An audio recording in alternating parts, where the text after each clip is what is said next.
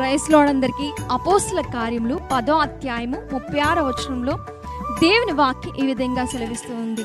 యేసుక్రీస్తు అందరికీ ప్రభువు అని దేవుని వాక్యం సెలవిస్తుంది.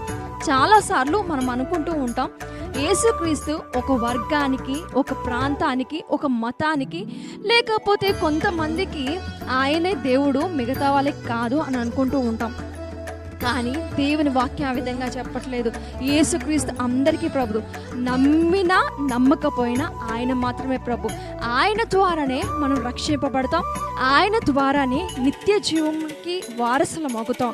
కనుక ఆయన మనకి ప్రభువై ప్రతి నిత్యము యేసుక్రీస్తు మనకి ప్రభువై మనతో ఉండి సదాకాలం మనకు తోడయుండి కడ వరకు మనల్ని నడిపించి తన కృపను చూపించునుగాక.